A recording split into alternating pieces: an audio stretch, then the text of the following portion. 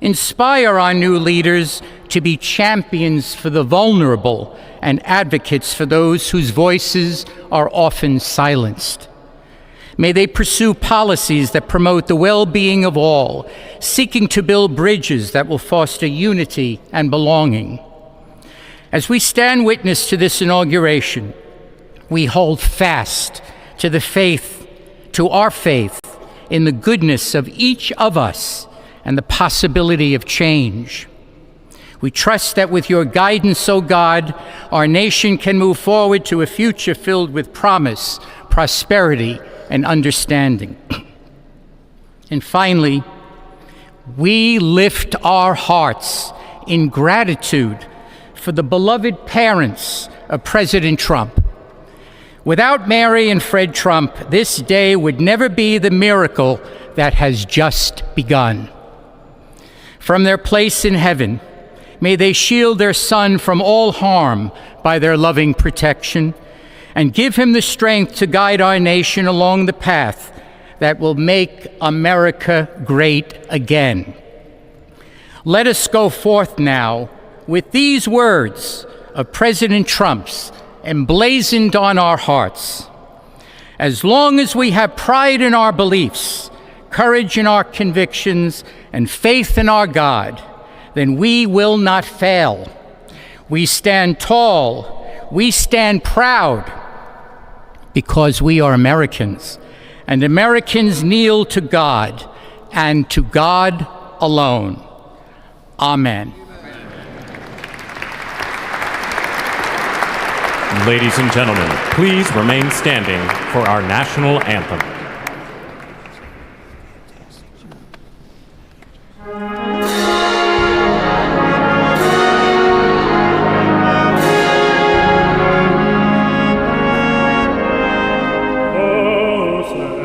Can you say, by the dawn's early light, what so proudly we hailed at the twilight's last gleaming, whose blood stripes and bright stars through the perilous fight o'er the ramparts we watched were so gallantly streaming, and the rockets in glee, the bombs bursting in earth, gave proof through the night that our flag was still there.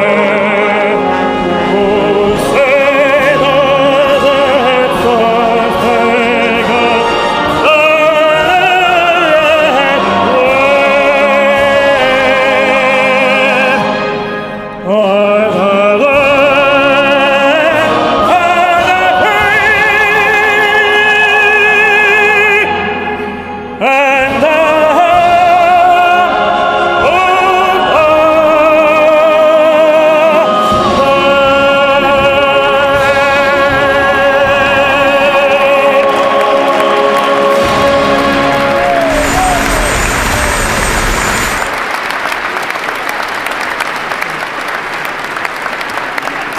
Ladies and gentlemen, please be seated.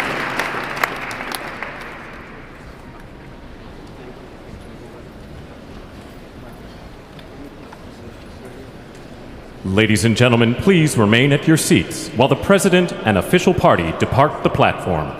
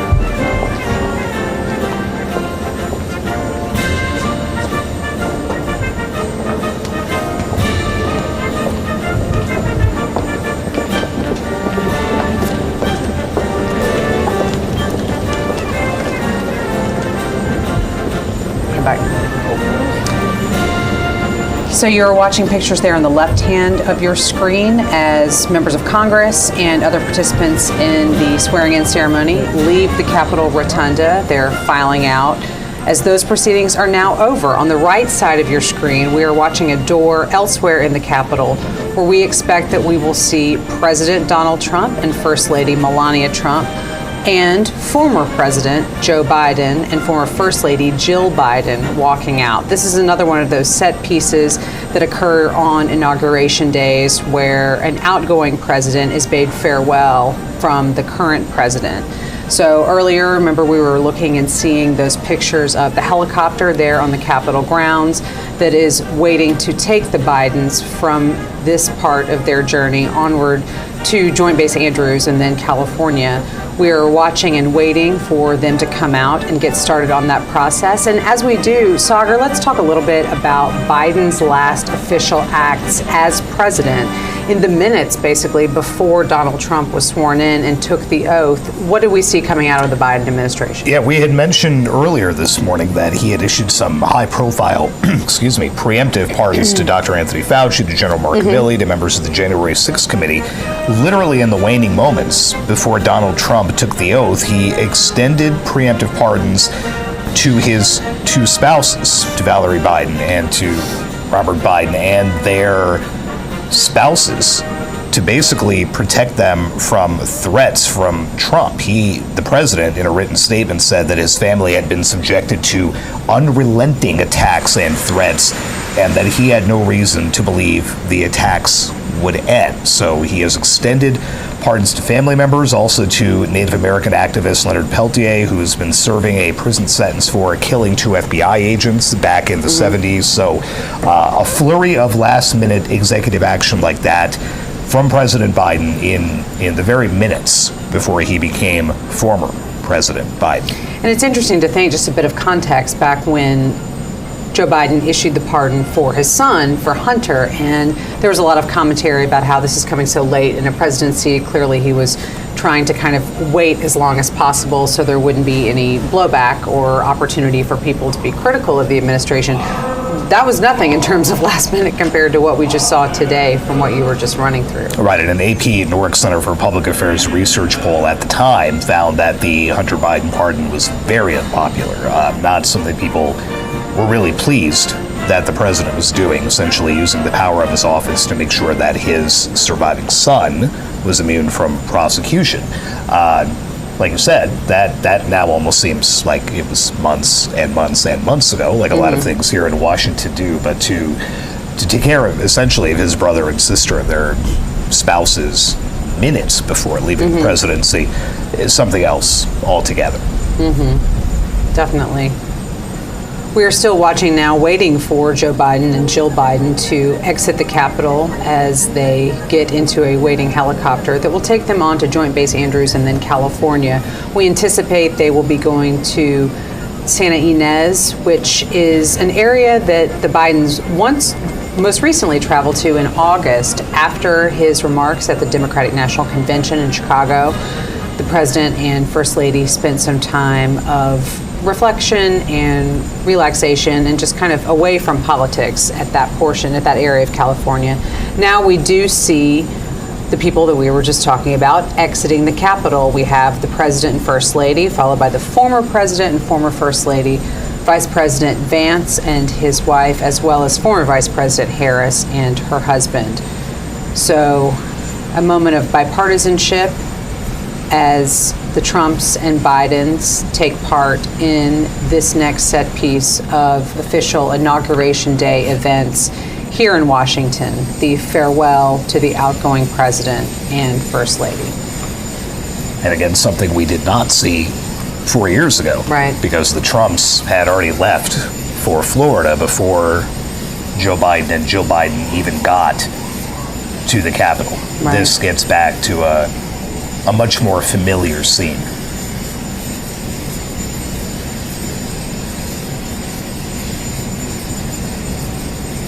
It's been striking how much engagement now former President Biden has had with Melania Trump, with Donald Trump.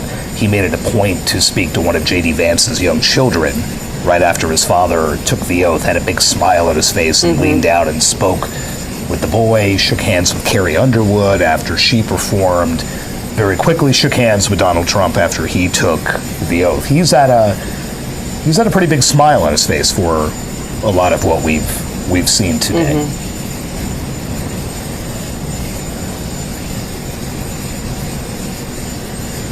And I can't imagine the helicopter's rotors with the wind whipping up are going to feel very good coming up here. Having sat on the White House South Lawn way too many times when both of those men boarded Marine One, it's cold on a hot day. On a really cold day like this, not fun. It is still only here in the mid-20s here in Washington. Let's just listen in as these farewells happen at the Capitol.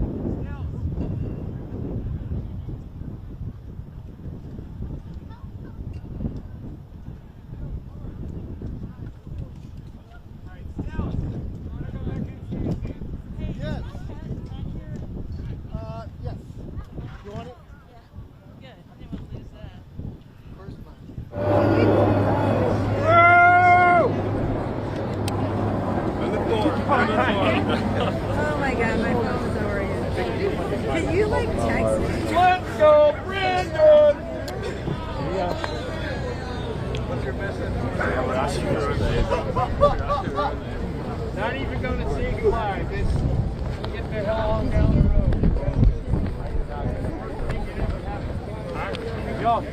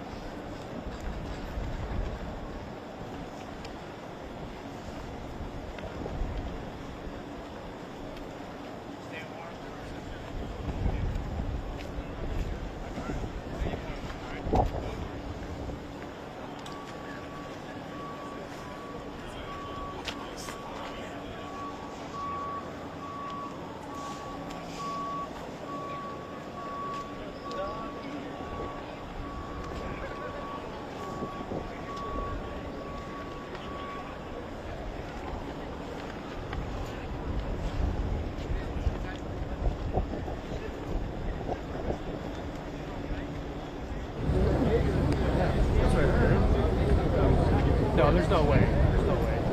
He's got a lot of shit to do.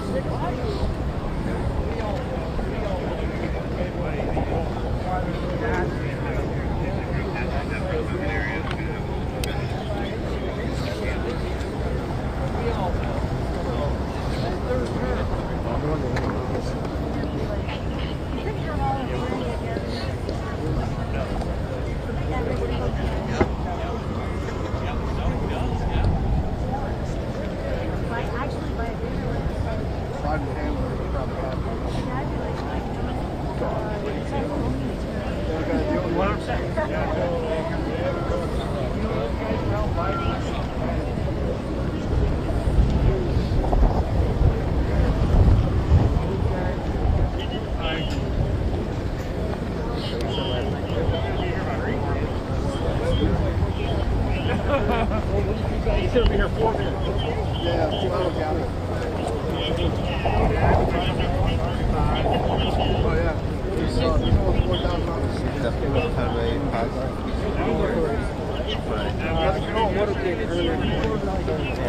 I'm sure that he may or may not come this way now.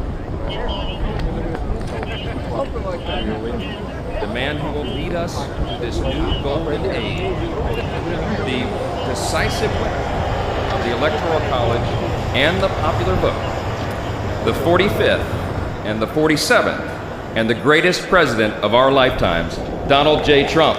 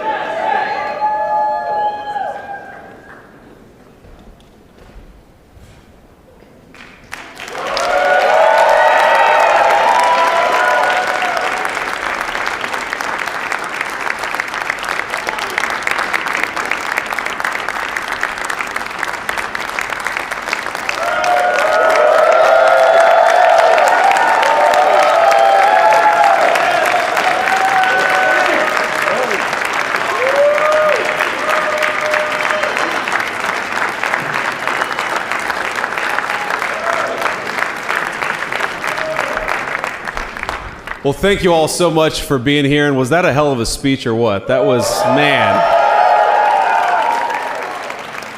That was a good way to start it off. You know, I didn't know exactly what the president would put in that speech, and I hoped to myself that he wasn't going to hold back, and sir, you didn't hold back. That was a hell of a way to start the next 4 years. But I just want to say from the bottom of my heart, and I know I speak for the president and for all of us, thank you, thank you, thank you for making this possible. We love you. We wouldn't be here without you, and we're going to make America great again together for the next 4 years.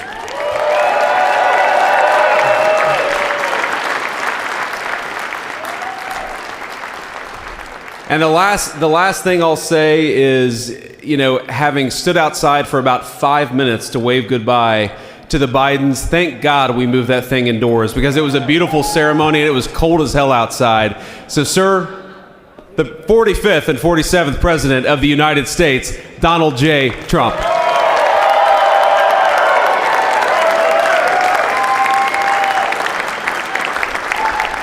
No, he's right. I said, oh, look at this beautiful sunny day.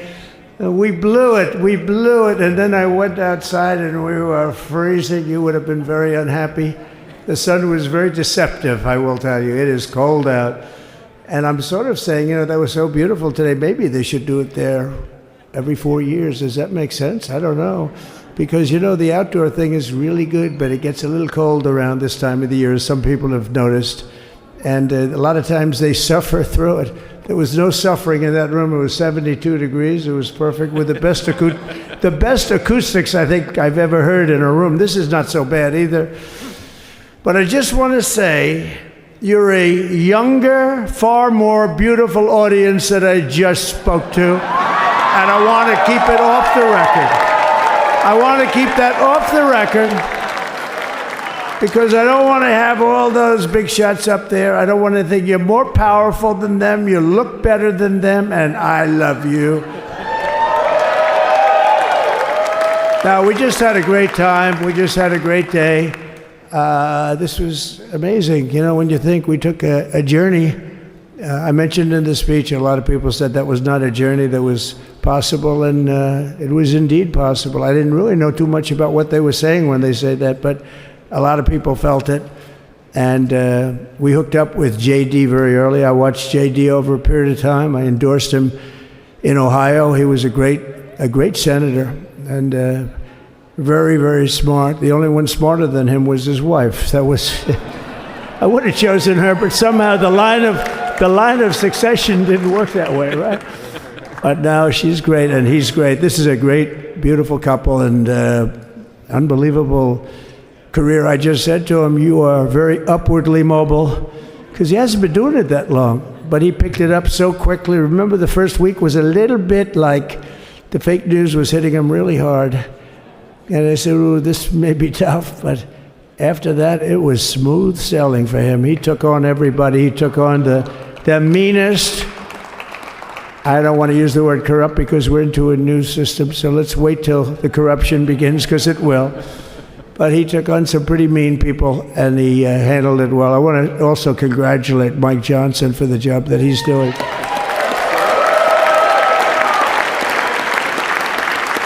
Steve, we gave him a majority of almost nothing, and then I said, to make it tougher on him, let me take 2 or 3 of the people, right?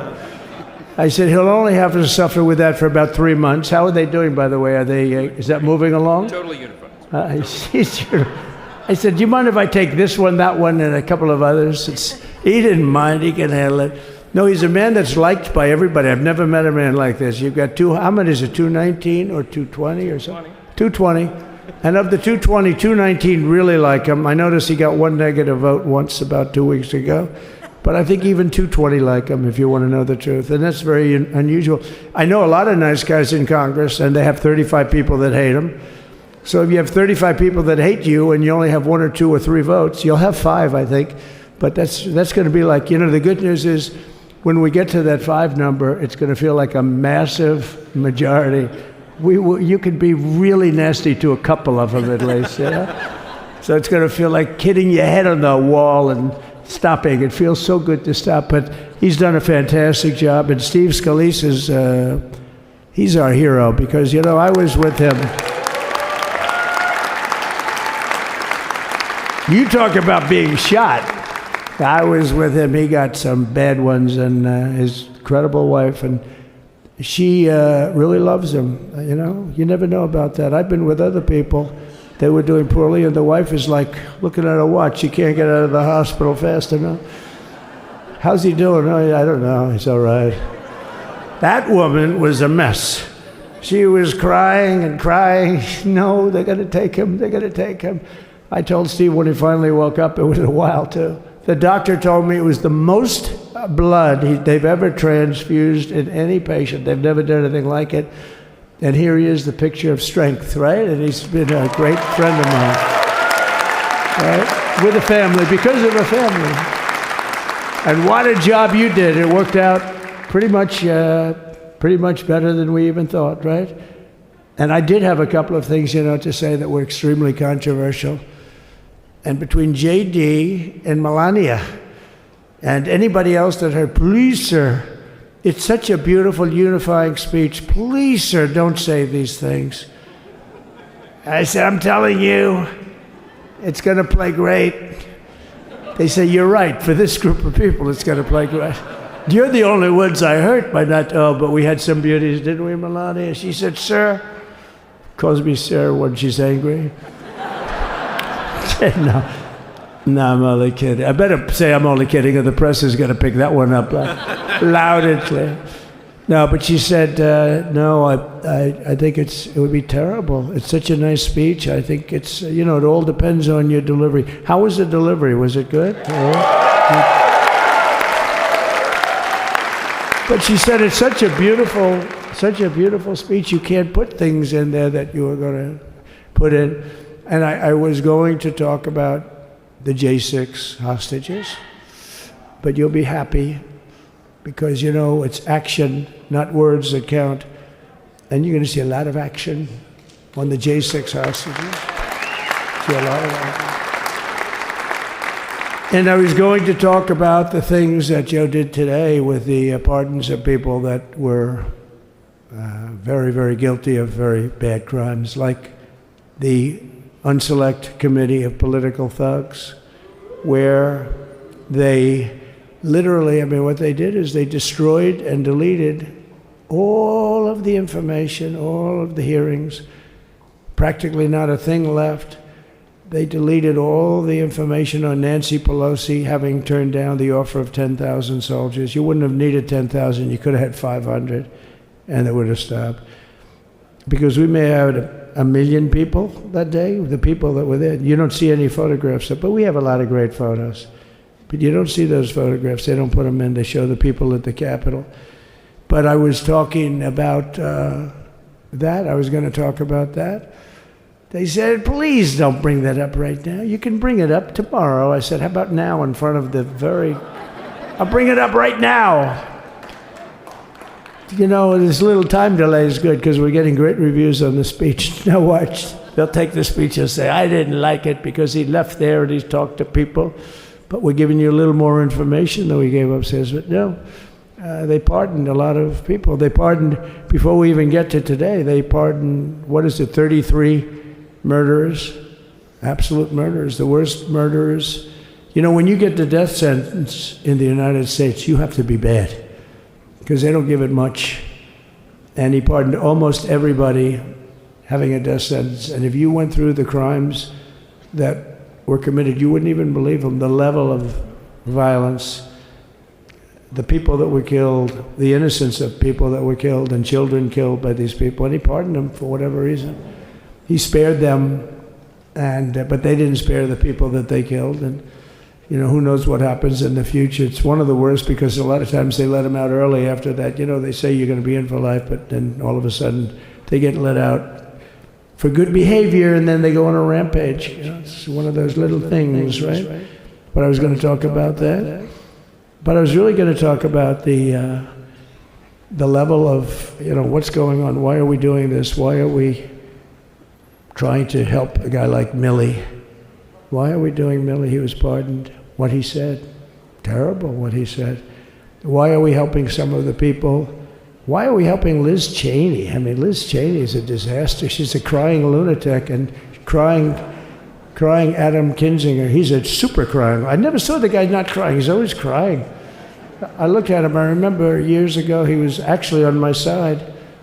And then one day, you know, when you don't want to kill people in wars, they turn against you. Liz Cheney hated the concept of not going to war with everybody. Let's kill everybody. Let's spend a lot of money on military equipment. You know where her father works, right? And but what she did was incredible. Think of it. They destroyed and deleted all of that information that went on for almost 2 years against Trump. And the reason they did, because it was all false. Like the person that said, I tried to strangle a Secret Service agent. That's one of the toughest human beings I think I've ever seen. I actually had a friend saying, please don't change that, sir. You are the coolest sucker in history. Remember, she said, I put my hands around his neck because he wouldn't go to the Capitol. Made up fiction. And I was rebuffed. And the guy on the right is a massive weightlifter, probably stronger than me. Do you think he's stronger than me, honey? You know who I'm talking about. Possibly stronger than me. Slightly younger than me, like, I won't say how many years because I don't want to talk about that, but a lot of years. But I had a friend that said, why are you disputing that story? That's the coolest story I've ever heard. That I would attack a karate champion, get slightly rebuffed, and then throw my arms around a guy with a neck about this big. Even though there are bars, you know, there are bars, you can't really do that anyway. So I wanted to talk about that. But all of that stuff got deleted. And the reason it got deleted is they were all caught in lies. You know, Secret Service testified, and they said it didn't happen. Actually, the two guys were very embarrassed. They're suffering because their friends are saying, did Trump really do that to you? But they gained a whole new respect for me. But it was just make-believe stuff, and there were a lot of make-believe stories made up. So rather than suffer the wrath, like the story with Nancy Pelosi, I offered her 10,000 soldiers. She knows it. She admitted it on tape that her daughter made. She's a videographer or whatever you call her, which I'm glad she is. Oh, she can't be in good stead with Nancy. But Nancy said it was my responsibility as she's leaving the Capitol. She said it was, and it was. She's in charge of security at the Capitol. But I offered them up to 10,000 soldiers, even more. One time I said more, as many as you need. But you needed 400 or 500. If 4 or 5, you 10,000, that would be more than the number of people there by lot. But we offered her 10,000. Think of it, 10,000 soldiers. In other words, J6 wouldn't be J6. There would have been no J6. But she rebuffed them. She didn't like it. No, she didn't like it. Maybe she wanted that to happen. But she's guilty as hell. And now we would have to go through the process because they destroyed all evidence. They deleted everything. There's virtually nothing left. The other fake story and so many other fake stories. And many people came out on our side. And those people now would got to find them. There's nothing left. So that's a criminal offense. If that were a civil case, it would be a criminal offense. If that happened civilly where you did that, it would be a criminal offense. So I decided I'm not going to make this speech complicated. I'm going to make it beautiful. I'm going to make it a unifying speech. And then when they said we have a group of people that are serious Trump fans, I said, this is the time to tell those stories.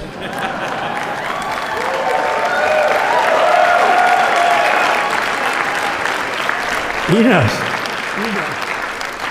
So anyway, but seriously, I'd like to, I think it was a tremendous success. I think we're very lucky we put it inside because it is really cold. We just went to the helicopter out of respect. It's something that's taken place for a long time. I guess it's as old as helicopters. You used to get into a stagecoach, now you get into a helicopter. Times change. But it's pretty old custom.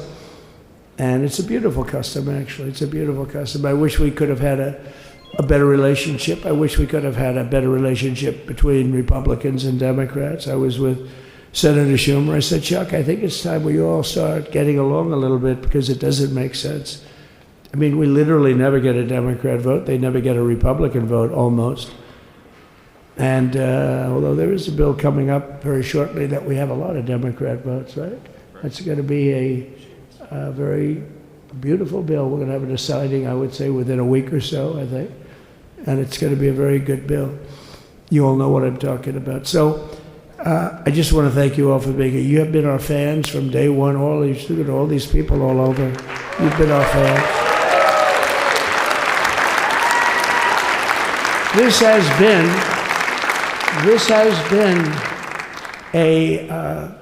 there's never been anything like it. There's never been anything like it. This has been a movement like no movement ever in history for probably any country, let alone this country. You know, if somebody's running for president, and if they go out and they announce they're going to Arizona, they're going to Nevada, they're going to someplace, if you have 200 or 300 people, that would be standard. Ronald Reagan would go out. I mean, outside of the last couple of days where people get a little excited, but even then you have a couple of thousand people. But if you're going to go someplace, any place, any one of the swing states, any one of the other states, I mean, how about the non-swing states? We won Alabama by 48 points. We won Tennessee by massive numbers. Wyoming, we won by numbers that are, nobody's ever seen numbers like that. And, you know, places like California, we did great, but when they send out like 38 million ballots, nobody knows where the hell they're sending them, and then they come pouring back, the whole thing. You know, they passed a law in California that if you work in an election bureau, and if you so much as ask for a voter ID, if you say, sir, ma'am, could I please look at your voter ID? They have the right to put you in jail. You're a criminal. Can you believe that? There's only one reason that happens. They want to cheat. So they had it where voter ID wasn't accepted. But now if you even ask for it, this is seriously a bill that was just signed, passed in their legislature, and it was signed. And I think when we get things cleaned up and we get back to a little bit of normalcy, I'm going to ask the Speaker to really get involved, because I think we would have won the state of California, because, you know, if you look at my numbers with Hispanic, we're at 56%. And we won the Texas border that had never been won, as the governor said. He's doing a good job, the governor, by the way, of Texas. But as the governor said, it hasn't, oh, did I get lucky? Did I get lucky? Supposing I said, you know, he's not here, but the governor of Texas has done a terrible job. Wow, look at you. You mean we couldn't get you up in the front row? I tell you. Supposing I said, J.D., the governor of Texas, he's not doing his job. You heard what I said? See, I didn't know you were there. I said he's doing a great job. He's doing a phenomenal job. But now you're going to have a partner that's going to work with you, because you didn't have, not only didn't he have a partner, he had people selling the wall, right? We have a fence structure that we worked on, the governor worked on with me. And I didn't love it, to be honest with you. I wanted a nice precast concrete, you know, 40, 50 feet high, like a beautiful, could have been a T-shape, Y-shape. I love construction. I wanted that sucker to go up maybe 50, 60 feet. It would have looked beautiful, a nice Y shape. And they said, the problem is, sir, they climbed that like a rabbit. I said, what do you mean? No way. And they brought some of these guys out. They climbed it like... And the other thing is you hit it with acid and the thing will disintegrate. You know, they have things for concrete. So they needed very hardened steel, very special steel. And then they needed 7,000-pound concrete inside that steel, you know, inside that steel. And then they have a rebar that's the toughest steel made. Very hard to cut. So this is why very little is cut. I mean, it's right. And then they put a anti-climb panel on top. I hated it. I said, it's so unattractive. And I said, why would that work? I don't believe it works. And I went to watch the Border Patrol, gave a display. We had actually two sets of climbers. The guys that climb up walls with drugs on their back, I mean, they got like 60, 70 pounds of drug, and they go as fast as you can walk. They go bip, bip, bip. Or we have Mount Everest type climbers. And honestly, the drug guys were much better. I couldn't believe it. The drug guys blew them away, right? But it's true, the anti-climb panel, they couldn't get around it. They just couldn't. You didn't have it. So sometimes you sacrifice beauty for efficiency, and we did. So we built this wall, and we built over 500 miles of wall. That's why we had such good numbers. The famous chart that came down very thankfully. The chart that came down on my right, Governor, had I not looked over there, I'm not speaking right now. You might be speaking here. You want to know the truth? You, JD, you've got a lot of great people in this party, but I got very lucky, but we had the best numbers we've ever had. But I bought, you know what happens is when you fill it up, it's like water. You fill it up. Now we have 571 miles of wall. And they would always say, you know, when we renovated a wall, so there'd be like a piece of plywood sitting there for 60 years, or a 2x4 sitting for 60 years on the ground and rotting. Because, you know, and they'll say, you didn't build a new wall. Here we're building 50 feet up in the air, 30 feet sections, 50-foot sections, all steel, all concrete, all everything. And all, by the way, they don't even want me to say this, but what the hell, it doesn't take that long time. They're all wired for all of the equipment. We put wires in everything so they can easily wire for all the different types of equipment. And if there's a doubt, we have a wire. Whenever we just look, you just find the wires all over the place up top, so we can just hook it up. We don't have to have wires on the outside, which wouldn't do too well, right? So anyway, so we built an extra 200 miles of wall, and the governor wanted to buy it. He tried to buy it, and they wouldn't sell it to him. He wanted to put it up himself. Could have been done in 3 to 4 weeks, 200 more miles, because when you do it, now they just keep going further out, further out, further out, getting around. So we did an extra 200 miles, and it was all bought, and they announced that they're not going to put it up. And that's when I realized they wanted open borders, and that's when I realized that people are going to come pouring through the wall like nobody's ever seen before, but you've seen it. A lot of you are here because of that. I made it my number one issue. They all said inflation was the number one issue. I said I disagree. I think people coming into our country from prisons and from mental institutions is a bigger issue for the people that I know. And I made it my number one. I talked about inflation too, but you know, how many times can you say that an apple has doubled in cost? I'd say it, and I'd hit it hard, but then I go back to the fact that we don't want criminals coming into our country. We don't want the jails of every country in the world virtually being deposited into the United States, and that man had to suffer with it. And he did an unbelievable job. I'll tell you, he was a very popular governor, but now he's like an unbeatable governor because of your border policies. He was fantastic. And he really was. So. Governor Abbott is he's a great man, great leader. And but it did make him very more. Did you do it? You didn't do that for politics. You did it because you wanted to do the right thing. But I'll tell you, it sure as hell worked for politics too. It's self-preservation, that's right. But no, because the people are demanding it. The people of Texas are demanding it. The people are demanding it all over. So anyway, so we built it, and they wouldn't let us use it. They wouldn't let the governor use it. And other governors, they wouldn't let him use it. But he was the leader of the pack and did a great job. And then we heard about a month ago that not only wouldn't they let us use it, they were selling it. They were going to sell it for 5 cents on the dollar. Now, 5 cents on the dollar then, but today it would cost more than twice as much to build because we bought it like 6 years ago. And it was just sitting on the ground, and that does not do well for the whole thing. But it was just sitting on the ground, and I heard about it, and I called the governor, and I called a lot of people, your attorney general. And here's the story. They were going to buy it, and these are great business people. They were going to buy it for 5 cents on the dollar or less. And they were calling us up, we'll sell it to you for 200 cents on the dollar. In other words, it will cost you twice as much, so it's 200 cents on the dollar. I said, can somebody explain that to a judge?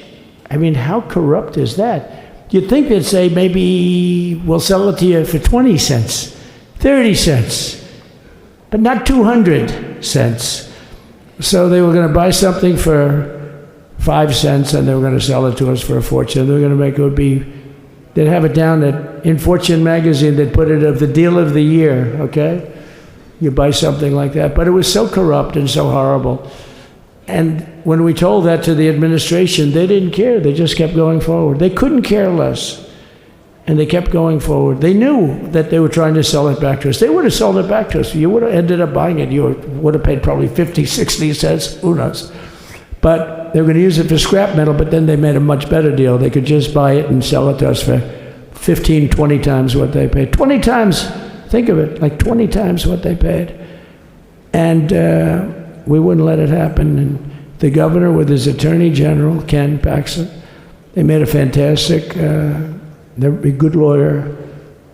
He's pushed around pretty good by people, right? I said, you got a great attorney general. They should leave him alone. He was with me. But Ken and the governor went to court, and a judge actually became incensed and actually called for an investigation. How could a thing like this happen? So he stopped it. So we're waiting to put that wall up. And now that you have a new president, that wall will go up so fast. The governor will complain, sir. This is Greg Abbott, sir. Please, the wall is going up too fast. Please don't do that. You know the story about winning. No, we're going to win too much. We're winning too much. Please, let's stop. People always love that one. We'll do this with the wall. Governor Abbott calls, sir, the wall is going up too fast. We can't take it. We just can't take it. No, I think you'll be very happy if the wall goes up too fast, right? But we'll get that done, and we'll work with you on that. But it was a great decision by a great Texas judge, right? And it was beautiful to watch. He stopped them right in their track. I mean, they were literally loading this stuff onto trucks. It was terrible. Honestly, it was terrible. And he wouldn't take it. So I'm so glad I mentioned that they have a really good governor in Texas. And I swear, I didn't know he was here. I swear to you, it sounds like a setup. I didn't know you would end. Did I get lucky? I said the right thing. Because there have been moments when I wasn't so happy with him, you know? But not too many, I can tell you that. So anyway, it's good to see you too, Governor. Great. But I just want to thank everybody. You've been incredible. I recognize so many of you. It's so crazy. But this has been a long journey. This was a journey that started in 2015, probably started 20 years before that. People used to say, you're going to run for president? You're going to run? And I always said, no, I don't want. And then one day I said, let's give it a shot. And what I talked about then was the border, too. I think it probably was the number one issue for me. Back in 2015, 2016, I talked about the border. And now I talked about the border, but this border is much worse. We fixed the border. It was totally fixed. There was nothing to talk about. 2020, by the way, that election was totally rigged, but that's okay. It was a rigged election. You know the only thing good about it? It showed how bad they are, showed how incompetent, and frankly, historically, this is a much bigger event. If that would have gone like it should have, the bad thing about it is some bad things happened, like a lot of people in our country that wouldn't be in our country right now. So that's the bad part. But I will say that it started in 2015, and right from the beginning, we went to the top. Day one, they announced Trump, and Trump went to number one and stayed there for the whole primary. And then we took on Hillary. She didn't look too happy today. We took on Hillary. A very nice person, but we took on Hillary and we defeated Hillary, and then we did much better the second time in 2020. You know, we got millions more votes. We got millions, like 10, 12 million more votes than we did the first time. No president has ever gotten that many more votes. I got like 9 million more than anybody else had ever gotten, and they said we lost. And because of that, I said to Melania, what do you think? And she said, you want to do this again? And had we lost, and had I thought we lost, I wouldn't do it again, because that's like the ultimate poll, right? But I knew how well we did, and this time we made it too big to rig. It was so big. They tried. They tried like hell in the butt. They tried to do it, and around 9:02, they gave up. Last time they did bad things, but this time they just said, yes. You know, I don't know if you saw Mr. Speaker in Washington. They had placards. They were all set to march. They thought it'd be closer. A gentleman asked me, a very respected gentleman asked me yesterday, how come the polls were so wrong? They showed you winning, but not in a landslide. I said, because people that are true Trumpers are so angry at the whole polling system and at the writers, the fake news, that they don't want to talk to anybody. So when you call somebody from Trump, who are you voting for? They say, it's none of your business. I'm not telling you. And that was probably 40% of the people they called. So they would discard that one, and they didn't show that.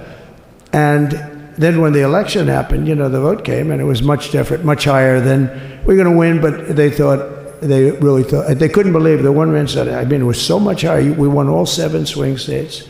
We won the popular vote by millions of votes, which is hard for a Republican.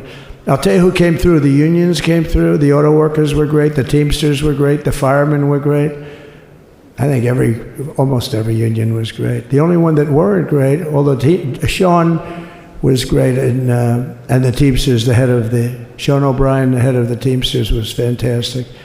But generally speaking, the head of the union was against Trump, but the union would be with us for like 85%. Look what we did with the auto workers in Michigan. Look what we did with the Teamsters.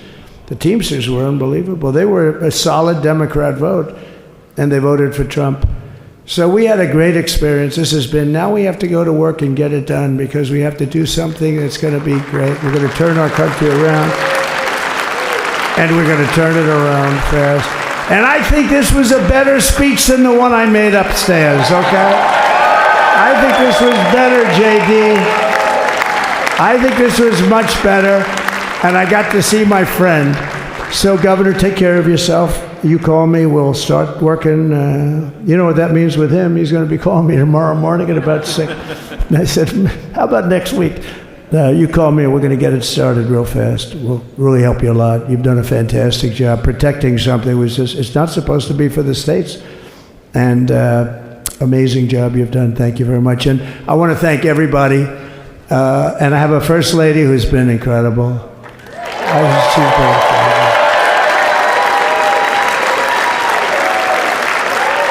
I shouldn't say this. I'm going to get hell when I say this, but her feet are absolutely aching. You know, those heels. And we thought we were leaving. We were going home. Sir, would you be able to go down and say hello to some of your other fans that are here? I said, oh, I didn't know that. Wow. Did you get to see pretty clearly the picture, I hope? Good. That's good. But because you wouldn't want to make the same speech again, right? But she said, darling, I love you so much, but my feet are killing me. I said, honey, let me just see how far it is. I asked the person. Oh, not that long, maybe 400 or 500 yards. That's 5 football fields. I said, can you make it? She said, we're going to make it no matter what. We're going to make it because we have to get, right? Right? And then we went out to the helicopter, though, just prior to this, and said goodbye. And it's a custom, and the wind is blowing like crazy. And with the hat that she's wearing, she almost blew away. We almost lost off her. She was being elevated off the ground. She almost blew away. No. So we all appreciate it, because she's been a great First Lady. A beautiful and a great First Lady. And they love our First Lady. You know, JD, whenever I make a speech, I see hundreds of times, we love our First Lady, and they do, and they should. She's great. So I just want to thank you very much. I just want to thank everybody. And I felt that, I said to JD, should we give him the A treatment, the B treatment, the C, the D, or the F? You know what the F is? Hello, everybody. Thank you for being here. Bye-bye. I gave you the A+ treatment. Thank you. Thank you all. Thank you, Governor. Thank you all very much. Appreciate it.